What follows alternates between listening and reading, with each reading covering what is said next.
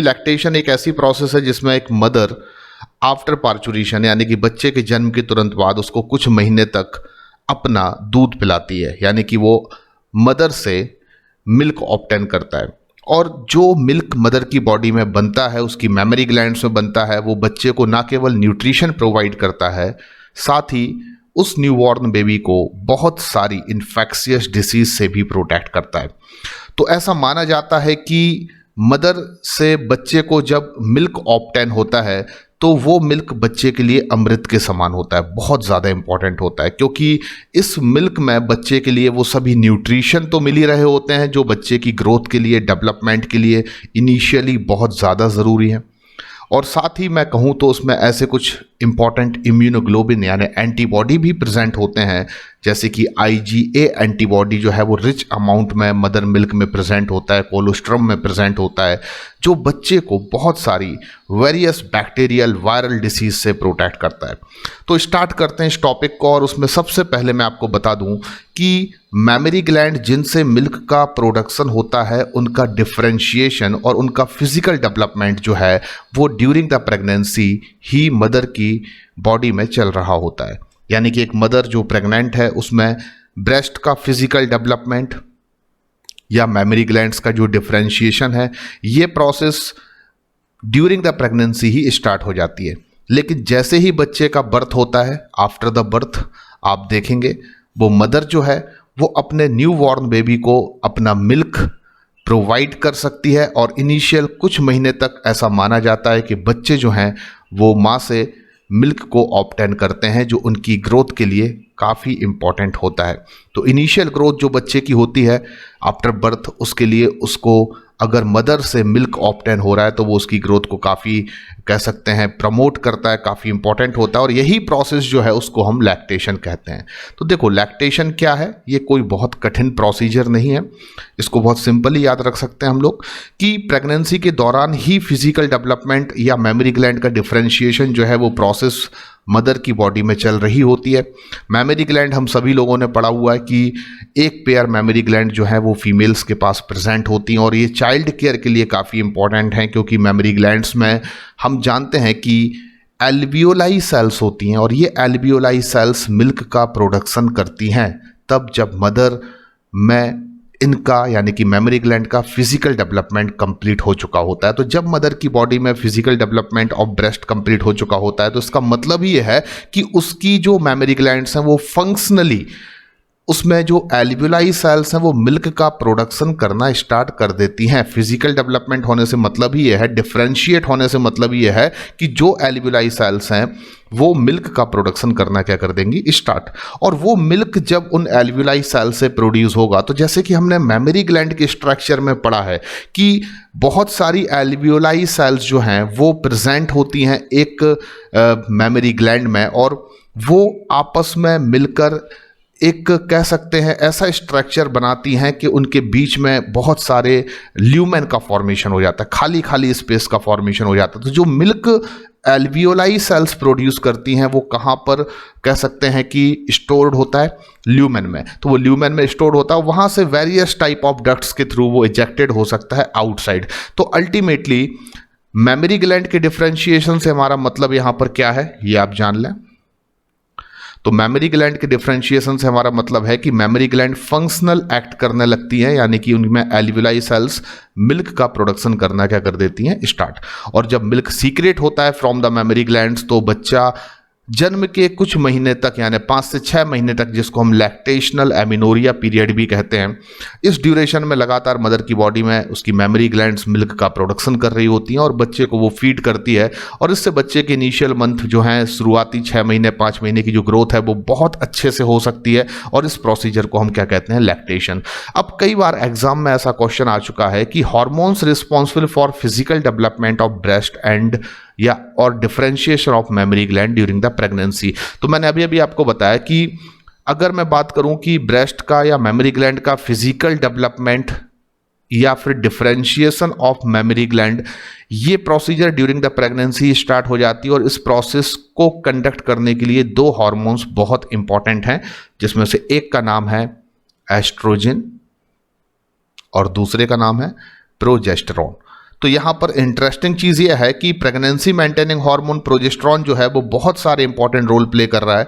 हम जानते हैं एक प्रॉपर कंसंट्रेशन प्रोजेस्टेरॉन का प्रेगनेंसी के दौरान बहुत ज़्यादा इंपॉर्टेंट है, क्योंकि हाई कंसंट्रेशन में हमेशा प्रोजेस्टेरॉन जो है वो प्रेगनेंसी के ड्यूरेशन में मदर की बॉडी में बना रहता है, जो एंडोमेट्रियम की थिकनेस को मेंटेन करना, उसको ग्लैंड्यूलर सीक्रेटरी लेयर्स में कन्वर्ट करके रखना, इसके अलावा यूट्रस के रिलैक्सिंग इफेक्ट को बनाए रखना ताकि यूट्रस में कॉन्ट्रैक्शन ना हो। और उसके अलावा एक और फंक्शन आपको यहाँ पर पता चला है प्रोजेस्टेरॉन का अलॉन्ग विद एस्ट्रोजन, कि वो ड्यूरिंग द प्रेगनेंसी जो है वो ब्रेस्ट के फिजिकल डेवलपमेंट या मेमोरी ग्लैंड के डिफरेंशिएशन में काफ़ी इंपॉर्टेंट रोल प्ले करता है। चलिए, हार्मोन फॉर मिल्क प्रोडक्शन, आपसे क्वेश्चन पूछा जाएगा। हम लैक्टेशन की मैकेनिज्म को भी पढ़ेंगे, पर पहले आप कुछ इंपॉर्टेंट चीजें जान लीजिए। हार्मोन फॉर मिल्क प्रोडक्शन, तो आपका आंसर होगा प्रोलैक्टिन, ठीक है ना। और हमने पहले भी नाम पढ़ा हुआ है प्रोलैक्टिन, जो एंटीरियर पिट्यूटरी ग्लैंड से प्रोड्यूस होता है। मैं यहां पर लिख देता हूं, आगे फिर मैं आपको बताऊंगा कि जो प्रोलैक्टिन हार्मोन है वो कहां से प्रोड्यूस होता है। तो आपको पता होना चाहिए ये एंटीरियर पिट्यूटरी ग्लैंड से प्रोड्यूस होने वाला एक बड़ा इंपॉर्टेंट हार्मोन है। तो एंटीरियर पिट्यूटरी ग्लैंड्स बहुत सारे हार्मोन्स को प्रोड्यूस करती है, उसमें से एक हार्मोन का नाम है प्रोलैक्टिन, ठीक है ना। यहां से आप देखते हैं एफएसएच का प्रोडक्शन भी होता है, एलएच का प्रोडक्शन भी होता है, टीएसएच का भी प्रोडक्शन होता है, हालांकि उनकी हमें यहां पर कोई ज़रूरत नहीं है, पर फिर भी आप याद रखिए प्रोलैक्टिन का प्रोडक्शन एंटीरियर पिट्यूटरी ग्लैंड से होता है और ये मिल्क प्रोडक्शन वाला हार्मोन है। Hormone for ejection of milk from lumen to duct, यानी कि जब मिल्क का प्रोडक्शन मदर में होगा फ्रॉम देयर एल्वियोलाई सेल्स, तो मिल्क जब बन जाएगा और वो ल्यूमेन में एकत्रित हो जाएगा, ल्यूमेन में भर जाएगा। ल्यूमेन क्या होते हैं तो हम जानते हैं कि ब्रेस्ट के स्ट्रक्चर में हमने पढ़ा है कि मदर के एक ब्रेस्ट में या फीमेल के किसी पर्टिकुलर एक पेयर ब्रेस्ट में से किसी एक ब्रेस्ट में हम बात करें तो 15 से 20 मेमोरी लॉब्यूल्स होते हैं ना। और उन लॉब्यूल्स में हम जब बात करते हैं तो बेसिकली बात करें तो उसमें एल्वियोलाई सेल्स प्रेजेंट होती हैं और वो एल्वियोलाई सेल्स चारों तरफ एकत्रित हो जाती हैं और बीच में एक खाली स्पेस बनाती हैं जिसको हम ल्यूमेन कहते हैं। जब सेल्स यानी एल्वियोलाई सेल्स मिल्क को प्रोड्यूस करती हैं तो ल्यूमेन जो है वो एक्यूमुलेटेड कहाँ पर हो जाता है, ल्यूमेन में। तो मिल्क प्रोड्यूस होगा एल्वियोलाई सेल से और वो ल्यूमेन में क्या हो जाएगा, एक्यूमुलेट, और फिर उस ल्यूमेन से डक्ट में इजेक्ट करने के लिए बहुत ज़रूरी है कि ब्रेस्ट में एक और इंपॉर्टेंट सेल्स होती हैं, हमने ब्रेस्ट के स्ट्रक्चर में पढ़ा है, आपको याद हो या ना हो मैंने आपको बताया है, वो है मायो एपिथीलियल सेल्स।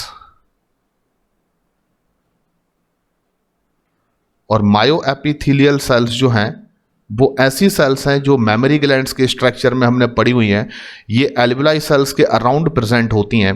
और मायो का मतलब ही होता है मसल।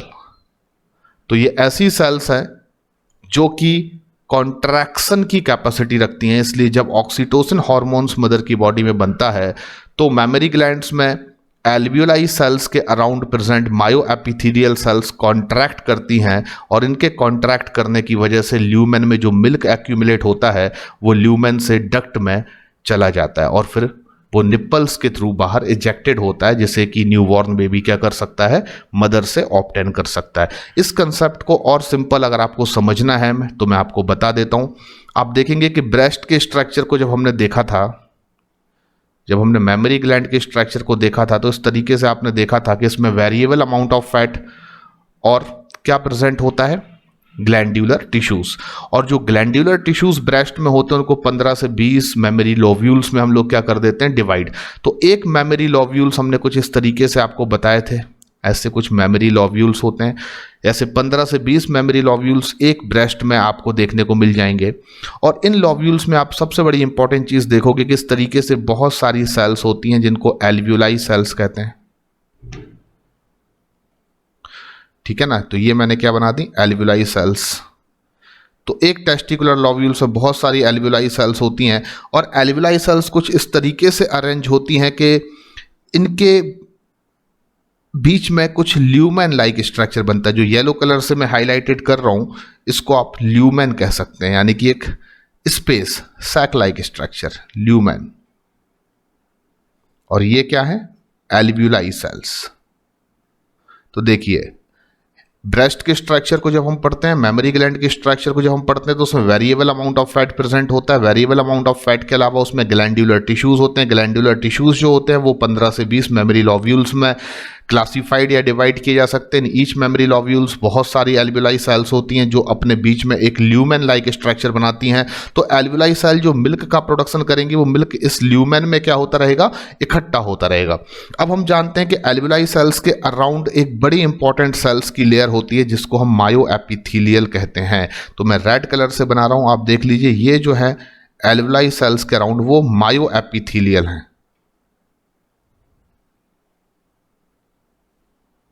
और मायो एपिथीलियम या एपिथेलियल जो सेल्स हैं वो ऐसी सेल्स हैं जो कि कॉन्ट्रैक्ट होने की कैपेसिटी रखती हैं। तो जैसे ही मदर की बॉडी में ऑक्सीटोसिन का प्रोडक्शन होना स्टार्ट होता है, जैसे ही मदर की बॉडी में ऑक्सीटोसिन का प्रोडक्शन होता है, ऑक्सीटोसिन का प्रोडक्शन मदर की बॉडी में तब भी होता है जब पार्चुरेशन चल रहा होता है, और उसी समय से मदर की बॉडी में मिल्क का प्रोडक्शन भी होना स्टार्ट हो जाता है। कई बार मिल्क का इजेक्शन भी देखने को मिलता है। लेकिन ऑक्सीटोसिन का प्रोडक्शन पार्चुरेशन के दौरान फीटस इजेक्शन रिफ्लेक्स प्रोसेस की वजह से हो रहा था, और वहां पर ऑक्सीटोसिन जो मैन इंपॉर्टेंट रोल प्ले कर रहा था वो कॉन्ट्रैक्ट करने में कर रहा था। किसको? मायो कह सकते हैं, जो लेयर थी यूट्राइन वॉल में आपने पढ़ी हुई है, जो मायोमेट्रियम लेयर थी या मायोमेट्रियम जो यूट्राइन वॉल में एक लेयर थी, उसको कॉन्ट्रैक्ट कर रहा था जिससे यूट्रस में कॉन्ट्रैक्शन हो और बेबी जो है वो मदर की बॉडी से बाहर जो है इजेक्ट हो सके। तो पार्चुरेशन में भी ऑक्सीटोसिन बनता है, लैक्टेशन में भी ऑक्सीटोसिन बनता है। आप बड़े ध्यान से सुनिए, पार्चुरेशन के दौरान जो ऑक्सीटोसिन का प्रोडक्शन हो रहा है वो भी पोस्टीरियर पिट्यूटरी ग्लैंड ही कर रही है, एंड लैक्टेशन में भी ऑक्सीटोसिन का जो प्रोडक्शन होगा वो भी पोस्टीरियर पिट्यूटरी ग्लैंड करेगी। लेकिन एक बहुत बड़ा डिफरेंस है जो मैं आपको बताना चाहता हूं, वो ये है कि पार्चुरेशन के समय पर ऑक्सीटोसिन के प्रोडक्शन को स्टिमुलेट कैसे किया जाता है। तो आपने पढ़ा था कि फीटस इजेक्शन रिफ्लेक्स की वजह से, यानी कि माइल्ड कॉन्ट्रैक्शन जब मदर की यूट्रस में होता है, लेबर पेन जब स्टार्ट होता है, उस समय माइल्ड कॉन्ट्रैक्शन जो यूट्रस में होता है उससे हमने देखा था कि वो स्टिमुलेट करता है पोस्टीरियर पिट्यूटरी ग्लैंड को कि वो ऑक्सीटोसिन का प्रोडक्शन करे। और पोस्टीरियर पिट्यूटरी ग्लैंड जब ऑक्सीटोसिन का प्रोडक्शन करती है तो उससे मदर की यूट्रस में स्ट्रॉन्ग कॉन्ट्रैक्शन होता है। जब स्ट्रॉन्ग कॉन्ट्रैक्शन होता है तो फिर और ज़्यादा स्टिमुलेट किया जाता है किसको? पोस्टीरियर पिट्यूटरी ग्लैंड को, क्योंकि माइल्ड कॉन्ट्रैक्शन से पोस्टीरियर पिट्यूटरी ग्लैंड जब इतना कह सकते हैं स्टिमुलेट हुई कि उसने ऑक्सीटोसिन के इनिशियल अमाउंट को बनाया, तो जब स्ट्रॉन्ग कॉन्ट्रैक्शन होगा तो और ज़्यादा पोस्टीरियर पिट्यूटरी ग्लैंड किसको रिलीज करेगी? ऑक्सीटोसिन को। ऑक्सीटोसिन बनता हाइपोथैलेमस में है, आप इसमें कंफ्यूज मत होना, लेकिन इसको रिलीज करने का काम, इसको सीक्रेट करने का काम जो है वो कौन करती है? Posterior pituitary gland. तो कहीं ना कहीं हमने देखा कि ऑक्सीटोसिन का प्रोडक्शन जो है वो पार्चुरेशन के समय पर भी हो रहा है, वो रिलीज हो रहा है मदर की बॉडी में, मदर के ब्लड में, लेकिन वहां पर उसका मेन फंक्शन है यूट्रस को कॉन्ट्रैक्ट करना। एक चीज समझे आप। लेकिन ऑक्सीटोसिन उस समय कहीं ना कहीं हम बात करें तो मदर में ड्यूरिंग द पार्चुरेशन मिल्क को इजेक्ट करने का भी रोल प्ले करता है। हालांकि उस समय मिल्क का इजेक्शन नॉर्मली बहुत ज़्यादा नहीं होता है, लेकिन आपको देखने को मिल सकता है। लेकिन आफ्टर पार्चुरेशन जब बर्थ हो जाता है तो हम सभी जानते हैं कि बर्थ होने के बाद प्लेसेंटल एस्ट्रोजन तो बनेगा नहीं, क्योंकि प्लेसेंटल एस्ट्रोजन कब बनता है? पार्चुरेशन के समय पर। हमने फीटस इजेक्शन रिफ्लेक्स पढ़ा हुआ है कि जैसे ही फीटस का फुली डेवलपमेंट मदर के यूट्रस में हो जाता है तो क्या होता है? फीटस फीटल कार्टिसोल हार्मोन को प्रोड्यूस करता है, और फीटल कार्टिसोल हार्मोन प्लेसेंटा पर एक्ट करता है, जिससे प्लेसेंटल एस्ट्रोजन का हाई प्रोडक्शन होता है, और लो अमाउंट में क्या बनता है? प्रोजेस्टेरॉन। एस्ट्रोजन जो होता है वो बड़ा इंपॉर्टेंट रोल प्ले क्या करता है पार्चुरेशन के टाइम पर, कि यूट्रस में जो मायोमेट्रियम लेयर है उसमें ऑक्सीटोसिन रिसेप्टर के एक्सप्रेशन को एक्टिवेट करता है। तो आफ्टर पार्चुरेशन अब हम बात करें तो लैक्टेशन के दौरान, यानी कि जब मदर ने बच्चे को बर्थ दे दिया है, उस समय ऑक्सीटोसिन बनने पर भी यूट्रस में कॉन्ट्रैक्शन नहीं हो सकता। इसका क्या रीजन हो सकता है? देखिए, आपके दिमाग में एक क्वेश्चन आएगा जब आप पढ़ेंगे पार्चुरेशन को और लैक्टेशन को। क्वेश्चन आपके दिमाग में ये होगा कि अगर पार्चुरेशन के समय पर ऑक्सीटोसिन बनता है तो यूट्रस में स्ट्रॉन्ग कॉन्ट्रैक्शन होता है, पर अगर आफ्टर पार्चुरेशन मदर की बॉडी में ऑक्सीटोसिन बन रहा है, वही ऑक्सीटोसिन जो पहले बन रहा है, तो फिर यूट्रस में कॉन्ट्रैक्शन क्यों नहीं होता? क्या लैक्टेशनल मदर में जब जब मिल्क इजेक्ट होता है ऑक्सीटोसिन की वजह से, तब तब यूट्रस भी कॉन्ट्रैक्ट होता है? तो मेरा आंसर होगा बिल्कुल नहीं। ऐसा कुछ भी नहीं होता है। अब ऐसा कुछ क्यों नहीं होता है और कैसे नहीं होता है, तो उसका आंसर है कि यूट्रस को कॉन्ट्रैक्ट ऑक्सीटोसिन तभी कर सकता है जब पहले यूट्रस की जो मायोमेट्रियम लेयर है उस पर ऑक्सीटोसिन रिसेप्टर एक्सप्रेस्ड हो, और expression of oxytocin receptor on uterine wall वो तभी पॉसिबल है जब एस्ट्रोजन, प्लेसेंटल एस्ट्रोजन जो है वो उनके एक्सप्रेशन को एक्टिवेट करे। तो अगर प्लेसेंटल एस्ट्रोजन ही आफ्टर बर्थ नहीं होगा, प्लेसेंटा ही नहीं होगी, तो प्लेसेंटल एस्ट्रोजन कैसे होगा? तो ऑब्वियसली मायोमेट्रियम लेयर पर ऑक्सीटोसिन रिसेप्टर जो है वो एक्टिवेटेड नहीं रहेंगे, एक्सप्रेस्ड फॉर्म में नहीं होंगे। दैट्स वाई कि ऑक्सीटोसिन अब भले ही मदर की बॉडी में ड्यूरिंग द लैक्टेशन बन रहा है, लेकिन वो यूट्रस की वॉल को या यूट्रस को कॉन्ट्रैक्ट नहीं कर सकता।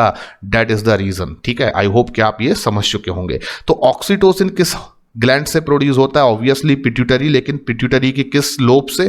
तो याद रखिए पोस्टीरियर पिट्यूटरी ग्लैंड से।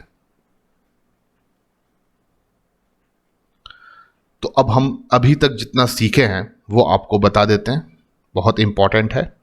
सबसे पहली चीज तो मेमोरी ग्लैंड्स का डेवलपमेंट या डिफरेंशिएशन ड्यूरिंग द प्रेगनेंसी जो है वो स्टार्ट हो जाता है। और किस हार्मोन्स का रोल है इस काम में? तो एंटीरियर, तो इसमें इंपॉर्टेंट रोल है आपके प्रोजेस्टेरॉन का और एस्ट्रोजन का।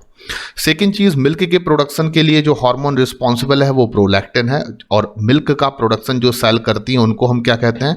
तो उनको जनरली हम कहते हैं alveoli cell. Hormones for milk ejection from lumen to duct, यानी ल्यूमेन में मिल्क बन के इकट्ठा तो हो गया, लेकिन वो डक्ट में कैसे जाएगा? क्योंकि हमने पढ़ा हुआ है ब्रेस्ट के स्ट्रक्चर में कि बहुत सारी डक्ट होती हैं, मेमोरी ट्यूब्यूल्स होती हैं, पढ़ा होगा आपने, ल्यूमेन होता है, मेमोरी ट्यूब्यूल्स होती हैं, मेमोरी डक्ट होती है, एम्प्यूला होता है, लैक्टिफिरस डक्ट होती हैं। तो इन डिफरेंट डक्ट के थ्रू जो मिल्क है वो बाहर इजेक्ट होता है। ये तभी पॉसिबल है जब उसको ल्यूमेन से डक्ट में ले जाया जाए, और ल्यूमेन से डक्ट में मिल्क तभी जाएगा जबकि मायो एपिथेलियल सेल्स जो कि एल्व्यूलाई के अराउंड प्रेजेंट होती हैं वो कॉन्ट्रैक्ट होंगी। तो ल्यूमेन भी कॉन्ट्रैक्ट होगा, ल्यूमेन कॉन्ट्रैक्ट होगा तो अंदर भरा हुआ मिल्क इजेक्ट होगा, और कहाँ जाएगा? डक्ट्स में।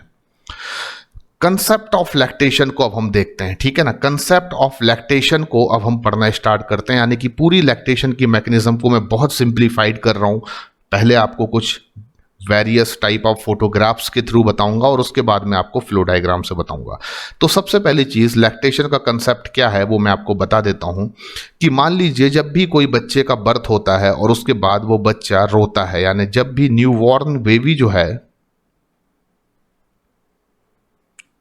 मान लीजिए वो क्राई करता है, रोता है, ठीक है ना, या कह सकते हैं न्यूबॉर्न बेबी जो है वो निप्पल्स को सक करता है, यानी कि सकिंग द निप्पल्स।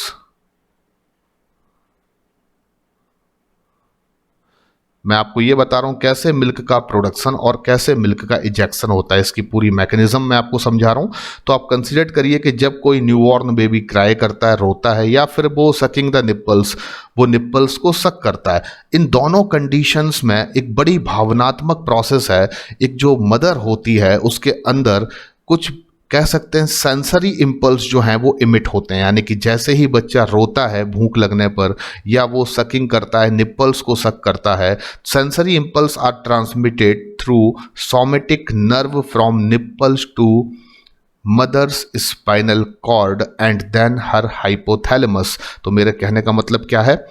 ऐसी कंडीशन में आप देखेंगे कि मदर के अंदर कुछ बड़े इंपॉर्टेंट सेंसरी इंपल्स जो हैं वो इमिट होंगे, और वो सोमेटिक नर्व के थ्रू निप्पल से मदर के ब्रेन तक, या कह सकते हैं हाइपोथैलेमस तक पहुंचेंगे। तो आप देख सकते हैं यहां पर सेंसरी इंपल्स जो हैं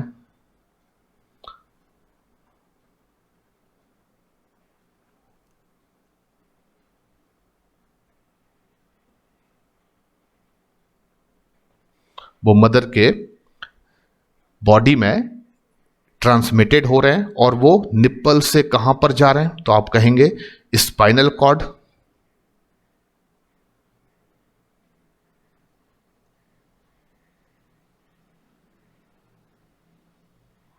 और स्पाइनल कॉर्ड से कहां पहुंच रहे हैं? वो मदर के हाइपोथैलेमस में।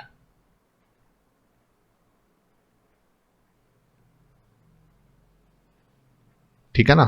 तो जैसे ही बच्चा क्राई करता है या सकिंग द निप्पल्स, जो मदर की बॉडी में सेंसरी इंपल्स इमिट होते हैं, वो ब्रेस्ट से स्पाइनल कॉर्ड, और स्पाइनल कॉर्ड से हम कह सकते हैं हाइपोथैलेमस तक पहुंचते हैं। सोमेटिक नर्व से सेंसरी इंपल्स कहाँ जाएंगे? मदर के निप्पल से स्पाइनल कॉर्ड, और स्पाइनल कॉर्ड से कहाँ जाएंगे? हाइपोथैलेमस तक। अब जैसे ही वो हाइपोथैलेमस में पहुंचेंगे, हाइपोथैलेमस जो है वो दो इंपॉर्टेंट काम करना स्टार्ट करेगा। हाइपोथैलेमस जो है वो क्या करेगा? तो आप देखेंगे सबसे पहले हाइपोथैलेमस एक हार्मोन को रिलीज करेगा जिसको हम कहेंगे प्रोलैक्टिन रिलीजिंग हार्मोन।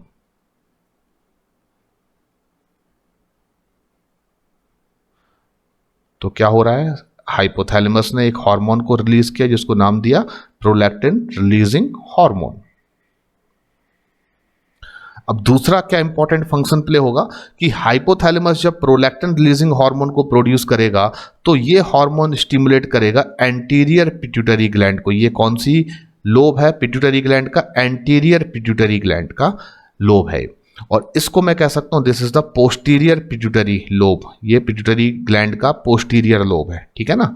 तो जैसे ही हाइपोथैलेमस स्टिमुलेट होगा, वो सबसे पहले रिलीज कर रहा है एक हार्मोन जिसका नाम है प्रोलैक्टिन रिलीजिंग हार्मोन। और प्रोलैक्टिन रिलीजिंग हार्मोन क्या करेगा कि प्रोलैक्टिन के प्रोडक्शन के लिए स्टार्ट कर देगा, यानी प्रोलैक्टिन रिलीजिंग हार्मोन एक्ट करेगा एंटीरियर पिट्यूटरी ग्लैंड पर, जिससे एंटीरियर पिट्यूटरी ग्लैंड किस हार्मोन का प्रोडक्शन स्टार्ट कर देगी?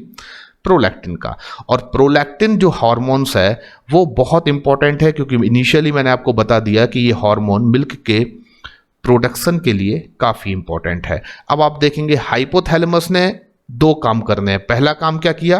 प्रोलैक्टिन रिलीजिंग हार्मोन को रिलीज किया, जो कहां पर एक्ट करता है? एंटीरियर पिट्यूटरी ग्लैंड में, जिससे एंटीरियर पिट्यूटरी ग्लैंड क्या करती है? प्रोलैक्टिन का प्रोडक्शन स्टार्ट कर देती है। अब हाइपोथैलेमस ही दूसरा काम क्या करेगा? नर्व सिग्नल्स के थ्रू स्टिमुलेट करेगा पोस्टीरियर पिट्यूटरी ग्लैंड को।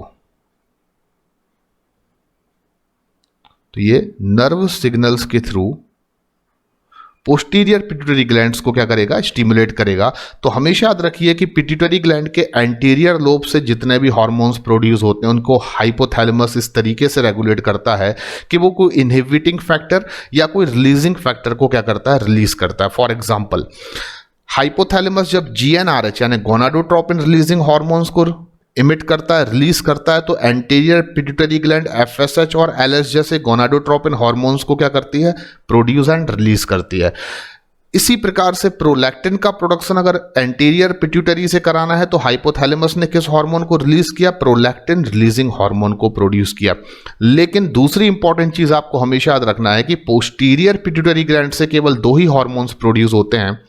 एक जो आप पढ़ेंगे ऑक्सीटोसिन, और दूसरा एंटी डायूरेटिक हार्मोन जिसको एंटी डायबिटिक हार्मोन्स भी कह देते हैं। तो पोस्टीरियर पिट्यूटरी ग्लैंड से जो भी हार्मोन्स रिलीज होते हैं, पोस्टीरियर पिट्यूटरी ग्लैंड से जो भी हार्मोन्स रिलीज होते हैं, लिटरली वो वहां प्रोड्यूस नहीं होते हैं, उनका प्रोडक्शन भी हाइपोथैलेमस में होता है, केवल वो वहां से रिलीज होते हैं। हाइपोथैलेमस क्या करता है? उन सभी हार्मोन्स को जो पोस्टीरियर पिट्यूटरी से रिलीज होना है उनको बनाता है और उनको स्टोर करके रख देता है। कहां पर? पोस्टीरियर पिट्यूटरी ग्लैंड में।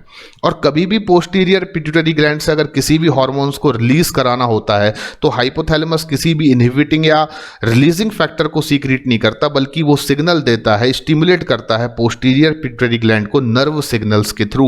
दैट इज वेरी इंपॉर्टेंट, ठीक है ना। तो एंटीरियर पिट्यूटरी से जो भी हार्मोन रिलीज होते हैं वो बनते भी एंटीरियर पिट्यूटरी ग्लैंड में है, और हाइपोथैलेमस उनको अगर स्टिमुलेट करना चाहता है, उनके रिलीजिंग को स्टिमुलेट करना चाहता है, तो कोई रिलीजिंग फैक्टर को क्या करता है? इमिट करता है। लेकिन पोस्टीरियर पिट्यूटरी ग्लैंड्स में जितने भी हार्मोन्स बनते हैं, बेसिकली दो हार्मोन्स बनते हैं, उनका प्रोडक्शन हाइपोथैलेमस में होता है, देन आफ्टर वो स्टोर्ड कहां पर होते हैं? पोस्टीरियर पिट्यूटरी ग्लैंड में। और जब उनको रिलीज कराना होता है हाइपोथैलेमस को, तो वो कभी भी कोई रिलीजिंग फैक्टर को इमिट नहीं करता है, बल्कि नर्व सिग्नल्स के through posterior lobe of pituitary को क्या करता है? स्टिमुलेट करता है, जिससे पोस्टीरियर पिट्यूटरी ग्लैंड पर्टिकुलर उस हार्मोन को रिलीज करना स्टार्ट कर देती है जो हाइपोथैलेमस करवाना चाहता है। तो यहां पर हाइपोथैलेमस ने दो काम किए, प्रोलैक्टिन रिलीजिंग हार्मोन को रिलीज किया, जिससे एंटीरियर पिट्यूटरी ग्लैंड ने प्रोलैक्टिन का प्रोडक्शन करना स्टार्ट कर दिया।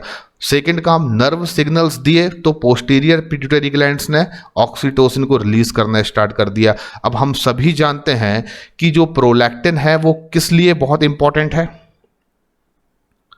तो आपका आंसर होगा कि ये मिल्क प्रोडक्शन में काफी इंपॉर्टेंट रोल प्ले करेगा। किस काम में? Milk production. और अगर मैं बात करूं कि ऑक्सीटोसिन की क्या इंपॉर्टेंस है, तो आप कहेंगे ऑक्सीटोसिन मिल्क इजेक्शन के लिए काफी इंपॉर्टेंट है। तो मिल्क का प्रोडक्शन कौन कर रही है? Alveoli cell. और मिल्क इजेक्ट जब करना होगा तो oxytocin lumen to duct milk को क्या करा देगा? इजेक्ट करा देगा, क्योंकि ऑक्सीटोसिन मायो एपिथेलियल सेल्स को क्या करेगा? कॉन्ट्रैक्ट करेगा, जिससे ल्यूमेन में भरा हुआ मिल्क इजेक्ट होगा डक्ट में। इस तरीके से ओवरऑल एक मदर की बॉडी में लैक्टेशन के दौरान जब बच्चा रोता है या उसको भूख लगती है या फिर वो निप्पल को सक करता है, तो उसकी ब्रेस्ट में लगातार कॉन्टिन्यूअसली मिल्क का प्रोडक्शन भी हो रहा होता है और मिल्क इजेक्टेड भी हो रहा होता है फ्रॉम ल्यूमेन टू डक्ट, और वेरियस डक्ट्स के थ्रू मिल्क जो है वो outer projection of the breast यानी निप्पल्स के थ्रू बच्चे को ऑब्टेन हो सकता है। तो ये मैंने कंसेप्ट ऑफ लैक्टेशन को आपको समझा दिया यहाँ पर। अब इसी प्रोसेस को हम एक फ्लो डायग्राम से भी देख सकते हैं। इसमें क्या है, अब वही प्रोसेस जो मैंने अभी वेरियस डायग्राम से आपको समझाई वो मैं फ्लो डायग्राम्स के थ्रू दे रहा हूं। सबसे पहले हमने क्या देखा, जब भी कोई न्यूबॉर्न बेबी या तो क्राई करता है या सकिंग द निप्पल्स, उस कंडीशन में मदर में कुछ सेंसरी इंपल्स इमिट होते हैं, वो ट्रांसमिटेड होते हैं सोमेटिक नर्व के through nipples to mother spinal cord, और स्पाइनल कॉर्ड से कहाँ जाते हैं? हाइपोथैलेमस। ठीक है, ये चीज़ आपको समझ में आई। उसके बाद हमने क्या देखा कि जैसे ही वो हाइपोथैलेमस में पहुंचेंगे, हाइपोथैलेमस एक्टिवेटेड होगा और वो दो इंपॉर्टेंट रोल प्ले करेगा। एक तो वो प्रोलैक्टिन रिलीजिंग हार्मोन को रिलीज करेगा, जिससे क्या होगा? एंटीरियर पिट्यूटरी ग्लैंड्स जो है वो एक्टिवेटेड होगी, स्टिमुलेट होगी प्रोलैक्टिन रिलीजिंग हार्मोन से, और वो किसका प्रोडक्शन स्टार्ट कर देगी? प्रोलैक्टिन हार्मोन का, जो क्या करेगा? मिल्क का प्रोडक्शन करवाएगा एल्वियोलाई सेल्स के थ्रू। दूसरा काम ये करेगा हाइपोथैलेमस के को कुछ नर्व इंपल्स को या नर्व सिग्नल्स को इनिशिएट करेगा जो एक्टिवेटेड करेंगे पोस्टीरियर पिट्यूटरी को, जिससे कि ऑक्सीटोसिन हार्मोन्स क्या होगा? रिलीज होगा। तो ऑक्सीटोसिन केवल रिलीज हो रहा है from the posterior pituitary gland, इसका प्रोडक्शन कहाँ हो रहा है? हाइपोथैलेमस में। लेकिन जितने भी हार्मोन्स एंटीरियर पिट्यूटरी ग्लैंड से रिलीज हो रहे हैं उनका प्रोडक्शन भी कहाँ हो रहा है? एंटीरियर पिट्यूटरी ग्लैंड में। एंटीरियर पिट्यूटरी ग्लैंड्स को एक्टिवेट करने के लिए हाइपोथैलेमस कोई रिलीजिंग फैक्टर या इनहिबिटिंग फैक्टर को इमिट करता है, और इस तरीके से वो रेगुलेट करता है product secretion of anterior pituitary. जबकि पोस्टीरियर पिट्यूटरी से किसी भी हार्मोन्स को सीक्रीट कराने के लिए, रिलीज कराने के लिए हाइपोथैलेमस कभी कोई रिलीजिंग फैक्टर या इनहिबिटिंग फैक्टर का यूज नहीं करते, बल्कि नर्व सिग्नल्स के थ्रू वो उसको स्टिमुलेट करते हैं। अब ऑक्सीटोसिन जैसे ही रिलीज होगा from the posterior pituitary gland, ये क्या करेगा? तो contraction of myo epithelial cells that surround the outer wall of alveoli, जो हम जानते हैं, जिससे मिल्क का क्या होगा? Ejection from lumen to duct. तो दोनों प्रोसेस साइमल्टेनियसली चल रही हैं, एक साथ चल रही हैं। जैसे ही बच्चे ने क्राई किया या जैसे ही बच्चे ने निप्पल्स को सक किया, मदर के अंदर कुछ इमोशनल सेंसरी इंपल्स जो हैं वो पैदा हो जाते हैं, और वो सेंसरी इंपल्स ट्रांसमिटेड होते हैं सोमेटिक नर्व के थ्रू निप्पल्स से मदर के ब्रेन में, स्पाइनल कॉर्ड्स में, या हाइपोथैलेमस तक पहुंच जाते हैं फाइनली। और हाइपोथैलेमस फिर क्या करता है? साइमल्टेनियसली यानी एक साथ ही वो देखेंगे आप प्रोलैक्टिन रिलीजिंग हार्मोन को भी रिलीज कर रहा है और नर्व सिग्नल्स को भी वो इमिट कर रहा है।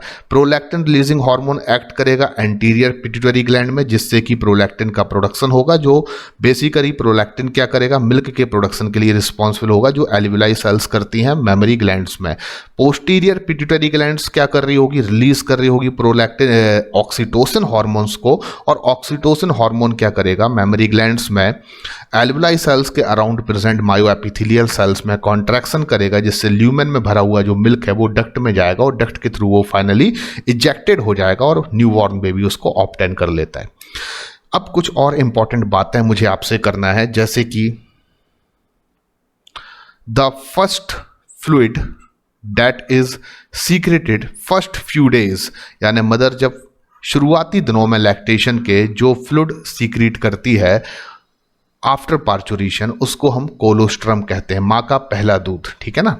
तो मदर का जो मिल्क निकलता है इनिशियल कुछ दिनों तक आफ्टर पार्चुरेशन, उसको हम कोलोस्ट्रम कहते हैं। मेडिकली बात करूं तो कोलोस्ट्रम बहुत ज़्यादा एसेंशियल है। आपको बता दूं, ऐसे तो अगर हम बात करें तो कोलोस्ट्रम जो है वो सभी वो इंपॉर्टेंट एसेंशियल कंसंट्रेशन रखता है जो जनरली आपको कह सकते हैं नॉर्मल काऊ मिल्क में भी मिल सकता है। वैसे कोलेस्ट्रम में और काऊ मिल्क में अगर मैं कंपैरिजन करूं तो बहुत बड़ा डिफरेंस नहीं है, लेकिन एक बड़ा डिफरेंस है ये कि काऊ मिल्क में आपको फैट की प्रेजेंस मिलेगी, लेकिन मदर के कोलेस्ट्रम में फैट नहीं होता है, ये एब्सेंट होता है, ऑलमोस्ट नो फैट। लेकिन ऐसा नहीं है कि काऊ मिल्क जो है वो कोलेस्ट्रम की रिक्वायरमेंट को फुलफिल कर सकता है। सबसे इंपॉर्टेंट चीज जो आपको याद रखना है कि मदर के मिल्क में या कोलेस्ट्रम में IgA एंटीबॉडीज या इम्यूनोग्लोबिन होते हैं which provide protection to new born baby against various pathogenic disease. तो आप देख सकते हैं यहाँ पर एक एनिमेशन मैंने लगा रखा है और इस एनिमेशन में आप देख सकते हैं कि ये न्यूबॉर्न बेबी मदर से क्या कर रहा है, मिल्क ऑब्टेन कर रहा है, और उसका मिल्क, मदर का मिल्क बच्चे के लिए प्रोटेक्शन दे रहा है from various type of pathogens. ये वेरियस टाइप्स ऑफ क्या है, पैथोजेंस हैं। तो इस तरीके से मैं कह सकता हूं कि कोलेस्ट्रम की अगर हम बात करें तो colostrum contains essentially the same concentration of protein and lactose of milk but almost no fat. जो नॉर्मल काऊ मिल्क होता है उसमें जो भी प्रोटीन होते हैं या लैक्टोज शुगर होती है, ऑलमोस्ट वही कंसंट्रेशन कोलेस्ट्रम में है, लेकिन कोलेस्ट्रम में एक बड़ा डिफरेंस अगर मैं बात करूं तो उसमें ऑलमोस्ट नो फैट यानी फैट लगभग नहीं होता है। उसके अलावा एक सबसे इंपॉर्टेंट चीज़ जो आपको याद रखना है कि मदर के कोलेस्ट्रम में IgA एंटीबॉडी होती हैं। आपसे एक क्वेश्चन कई बार नीट में पूछा जाएगा, which type of antibodies are rich in mother colostrum या कोलेस्ट्रम, तो आपका आंसर होगा IgA। तो आप कैसे याद रखें कौन सी एंटीबॉडी मदर के मिल्क में या कोलेस्ट्रम में रिच होती हैं। तो हमेशा याद रखिए कि मदर अपने बच्चे को पैदा होने के बाद सबसे पहले न्यूट्रिशन में क्या देती है, तो आपका आंसर होगा कोलेस्ट्रम। और जब बच्चा थोड़ा सा बड़ा होता है, माँ उसको पढ़ना लिखना सिखाती है, तो सबसे पहले कौन सा अल्फ़ाबेट सिखाती है, A। तो अब आपको हमेशा याद होगा IgA antibody rich in colostrum. वैसे इम्यूनोग्लोबिन्स की 5 क्लासेस होती हैं, IgA भी होती है, IgG भी होती है, IG कह सकते हैं M भी होती है, IgE भी होती है और IgD भी होती है। तो ऐसे 5 इंपॉर्टेंट क्लासेस होती हैं इम्यूनोग्लोबिन्स की, ह्यूमंस में बात करें अगर हम। लेकिन IgA rich in colostrum, 5 immunoglobulin antibodies में से कौन सा एंटीबॉडी कोलेस्ट्रम में प्रेजेंट होता है, तो आपका आंसर होगा IgA। तो यहां पर आप देख सकते हैं ये IgA एंटीबॉडी का स्ट्रक्चर है। और अभी फिलहाल आप इतना याद रखें कि ये डाइमर होता है या डाइमेरिक होता है। तो एंटीबॉडीज मोनोमर होते हैं, डाइमर होते हैं, पेंटामर होते हैं। तो मोनोमर का एग्जांपल तो बहुत अच्छा है IgG, IgE, IgD। लेकिन डाइमर का इकलौता एग्जांपल है IgA। तो IgA एंटीबॉडी एक डाइमर स्ट्रक्चर, इसमें 2 ऐसे वाई शेप्ड स्ट्रक्चर आपको देखने को मिल जाएंगे, एक ये मोनोमर है और एक ये मोनोमर है, और दोनों आपस में एक चैन से जुड़े होते हैं जिसको हम J चैन कहते हैं, यानी कि ज्वाइनिंग चैन कहते हैं। तो फिलहाल इन चीज़ों को ज़्यादा इंपॉर्टेंट नहीं है क्योंकि ये सब चीज़ें मैं आपसे अगेन डिस्कस करूंगा during the human health and disease. बस इतना समझ जाइए कि मदर मिल्क में कोलेस्ट्रम में IgA एंटीबॉडी रिच होता है। तो thank you very much students, आज के इस लेक्चर में आपने बहुत अच्छे से समझ लिया होगा लैक्टेशन के बारे में। और लैक्टेशन में 2 हार्मोन्स काफ़ी इंपॉर्टेंट रोल प्ले करते हैं। एक प्रोलैक्टिन जो कि मिल्क प्रोड्यूसिंग हार्मोन है, एल्ब्यूलाई सेल से मिल्क का प्रोडक्शन कराता है, और दूसरा हार्मोन्स है ऑक्सीटोसिन जो मिल्क के इजेक्शन के लिए काफ़ी इंपॉर्टेंट है from lumen to duct. Milk का प्रोडक्शन एल्ब्यूलाई सेल्स प्रोलैक्टिन की प्रेजेंस में केवल तभी करेंगी जब, याद रखिएगा, जब मेमोरी ग्लैंड्स का डिफरेंशिएशन और डेवलपमेंट हो चुका होगा। एंड मेमोरी ग्लैंड्स के डिफरेंशिएशन और डेवलपमेंट के लिए हार्मोन जो इंपॉर्टेंट है वो है एस्ट्रोजन और प्रोजेस्टेरॉन। एक और इंपॉर्टेंट चीज़ भी मैं आपको बता सकता हूँ, 2 मिनट का और समय लूंगा मैं आपका, कि ऐसा नहीं है कि प्रोलैक्टिन का प्रोडक्शन मदर की बॉडी में आफ्टर पार्चुरेशन ही स्टार्ट होता है। आपको बता दूं कि प्रेगनेंसी के 5वें हफ्ते से ही मदर में प्रोलैक्टिन बनना स्टार्ट हो जाता है। इस कंसेप्ट को अगर मैं आपको बताना चाहता हूं तो एक बार फिर से देख सकते हैं, प्रोलैक्टिन का प्रोडक्शन मदर की बॉडी में 5th वीक ऑफ प्रेगनेंसी में ही स्टार्ट हो जाता है, लेकिन इसका प्रोडक्शन बहुत लो कंसंट्रेशन में होता है।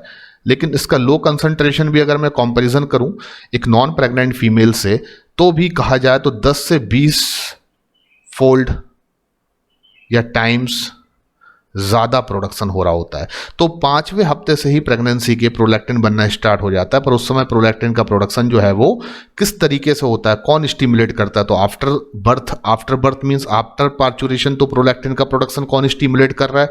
तो मैंने आपको आंसर दिया कि जब बच्चा निप्पल को सक करता है या वो क्राई करता है तो कुछ सेंसरी इम्पल्स जो है वो ट्रांसमिटेड होते हैं सोमेटिक नर्व के through from mother nipples to spinal cord to hypothalamus, और हाइपोथैलेमस फिर प्रोलैक्टिन रिलीजिंग हार्मोन को रिलीज करता है जिससे एंटीरियर पिट्यूटरी ग्लैंड प्रोलैक्टिन को प्रोड्यूस करती है।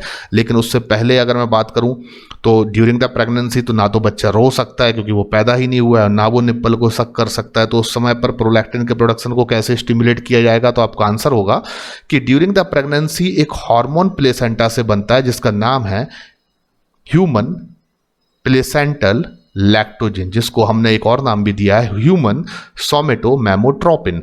तो ह्यूमन सोमेटोमेमोट्रोपिन या कह सकते हैं ह्यूमन प्लेसेंटल लैक्टोजिन जो कि प्लेसेंटा से बनने वाला एक हार्मोन है, ये एक्चुअली में ड्यूरिंग द प्रेगनेंसी स्टिमुलेट करता है एंटीरियर पिट्यूटरी ग्लैंड्स को कि वो किसका प्रोडक्शन करे? प्रोलैक्टिन का प्रोडक्शन करे। लेकिन प्रोडक्शन बहुत कम होता है, फिर भी एक नॉर्मल फीमेल के कंपेरिजन में 10 से 20 गुना ज़्यादा होता है। लेकिन प्रोलैक्टिन का बहुत ज़्यादा हायर कंसंट्रेशन जनरली किस में प्रोड्यूस हो रहा होता है?